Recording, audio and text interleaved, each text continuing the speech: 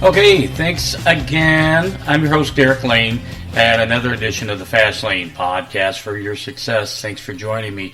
Hey, listen, today I wanted to speak to you about the reptilian brain. I don't know how many of you have ever heard that, understand what it is. I want to get into it a little bit because I think this is really important to understand the functionality of our brains, why we do certain things, what motivates us to do certain things, the pleasure, pain principles, things like that. So let's jump into it just a little bit, shall we?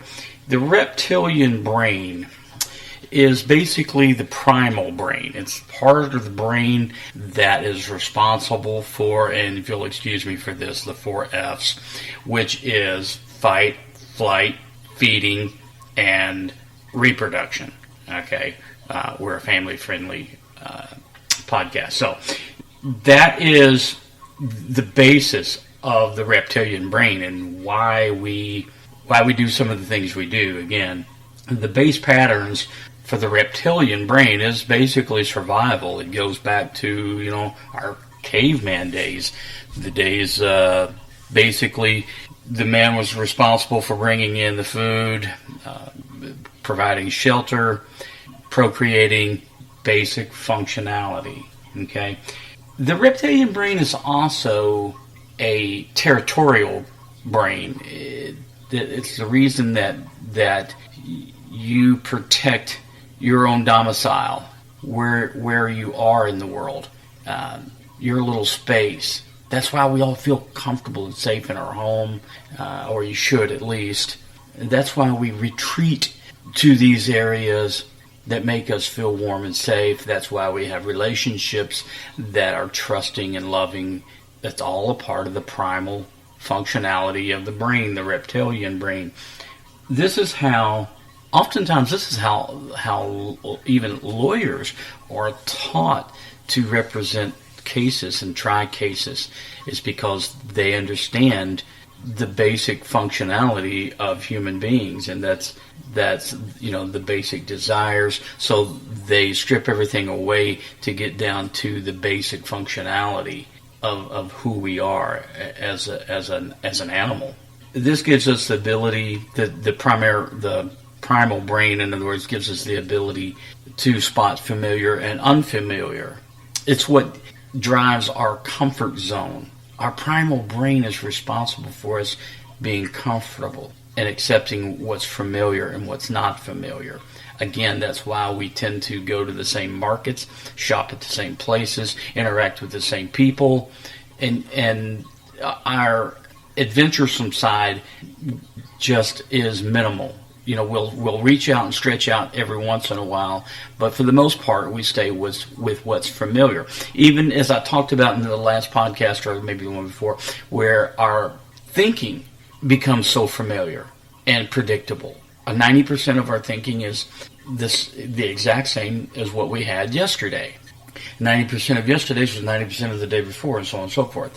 And sometimes it's even higher than that. So it's all built upon familiarity, okay? And a large reason that we develop those comfort zones. And actually, advertisers will use this basically to sell. They sell familiarity in products.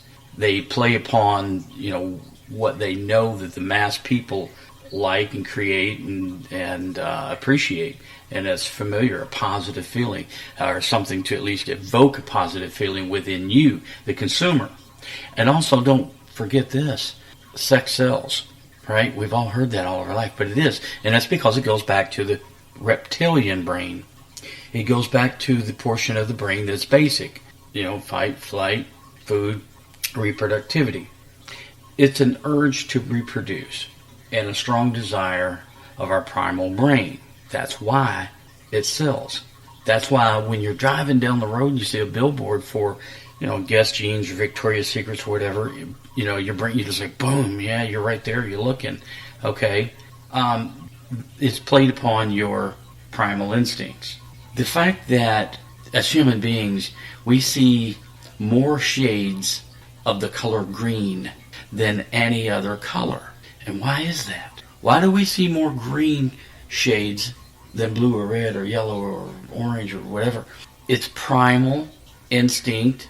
It's our reptilian brain, because it goes back to the hunter in us, to be able to, in the forest and the nature, to be able to detect if a predator is about to, come upon us. We can detect different shades and say, hey, that's familiar, that's unfamiliar. So that's why we have the ability to see different shades of green. Our reptilian brain is the dominant.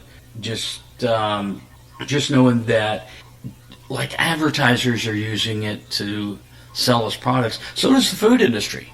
I mean, basically every industry is using these tactics, I guess you would say, against us, okay? Because the primal brain feeds upon sugar, fat, and salt. Those are the things that the primal brain craves: sugar, fat, and salt. And when we get those sugar, fats, and salts, our brain rewards us with a release of dopamines. Okay, so it's a sense of pleasure.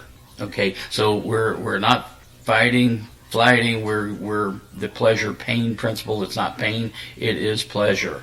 So you have to understand what drives us as a human being. Our basic instincts: pleasure and pain. The reptilian brain produces that. And it's not because it's like trying to do something bad to you or trick you. It's to keep you safe. It's to keep you alive. It's to keep the basically the world going, because you're here to recreate, reproduce, and create good things. But you also, and I'll get into this, you also owe it to yourself to be happy in this life that you have. If it was just primal brain only, you didn't have any other functionality, then it wouldn't matter. It wouldn't matter that you want a nice home, nice car, great relationship, great community status, and being a giver and a mentor. It wouldn't matter, because all you're doing is just surviving. You're just surviving. And remember that when you're just surviving, that's all you're doing. You're at the base element of your life. I'm just surviving. And you've heard people say that. How you doing? Just surviving. No, come on. We owe it to ourselves to do more than just survive. Just survive. And I'll get into that. So, in fact, the reptilian brain enforcement of territory and cultural acceptance is a kind of a great cause for social dissatisfaction. Let me say that again. The reinforcement of territorial and cultural acceptance is a great cause of societal indifference, which leads us to a basic us versus them mentality. In other words, they don't do things the way we do, so I'm going to fight them, right? And that is true with our religions in our world. Just basic, that's why there's gang versus gangs, and they have territories. They don't understand that they're being ruled. Well, no one runs me. Yeah, your own brain does, and it's running you down a path of basic instinct, which you don't get. You're not evolving. You're not enlightened. You're not helping. All you're doing is surviving. That's all you're doing. And when you get to these cultural wars, these religious wars, even when you're at work and it's the employee versus the management, it's the reptilian brain that's producing these feelings. So what does differentiate us between crocodiles that have just a reptilian brain, just that basic fundamental need to survive? Well, it's the fact that we possess a very large prefrontal cortex that gives us consciousness, that gives us meta-awareness. But remember that the reptilian brain, the primal brain, is always hardwired into us. So sometimes it's on autopilot, and we allow that. So that's why folks like myself make you understand, or at least gives you the ammunition to understand, that we are in control of our own conscious if we choose to do so. But we have to choose to do so and not let the autopilot reptilian brain control us. So the need to be controlled by the reptilian brain can be counterbalanced with the next level of your brain, which is the limbic portion of the brain. It's kind of governance, if you will, to the reptilian brain. Okay? The limbic system of the brain gives you the ability to create, to think, the ability to write, to read, but it's the emotional element which counterbalances the reptilian brain. Okay, so if we, and just as in my podcast prior to this one, I talk about taking control, learning to be mindful, to meditate, to breathe, to raise our consciousness, which is a part of the limbic system, the conscious side.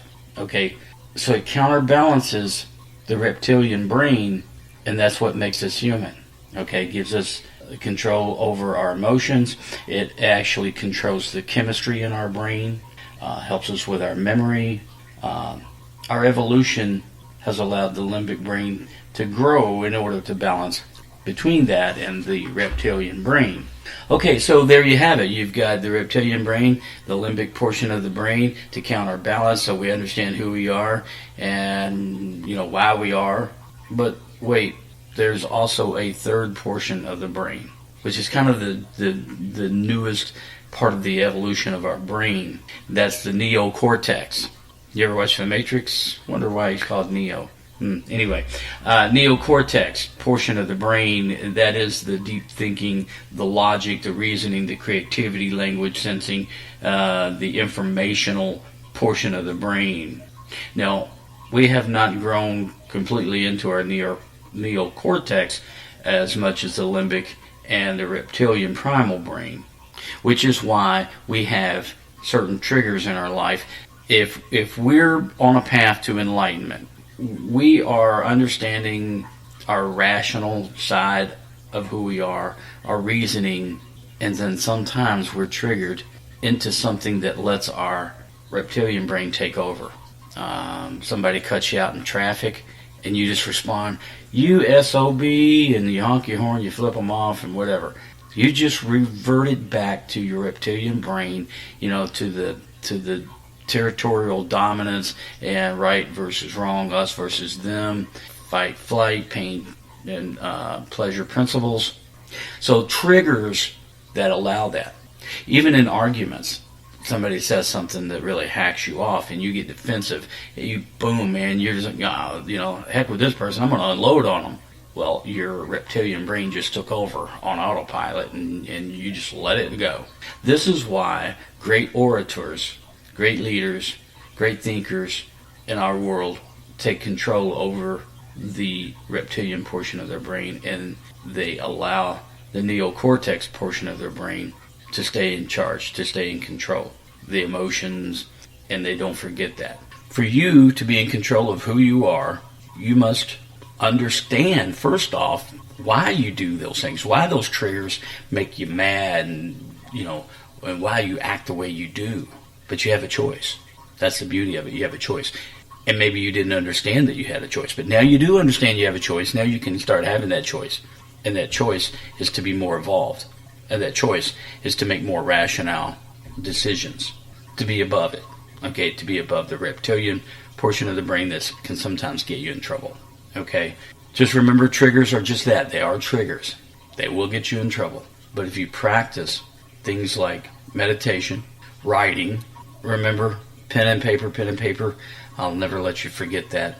Always write with pen and paper. Again, breathing techniques, anything to put yourself on a higher plane, anything to get you more enlightened, more involved into who you are, who you want to be, who you see yourself as, or to be as. That's what you owe it to yourself to do. Okay, this is, I know I've thrown a lot of information out there for you. I really have. And I feel like that this is probably something that you'll want to earmark and come back and listen to again and listen to some of the points. Because, and if you've heard the reptilian brain, before, you kind of understand it, great. Maybe this is just a little refresher course. And this is the basic. I mean, you can really get into it. If you're interested in it, research it, look at it, look it up. I mean, it's really good stuff. But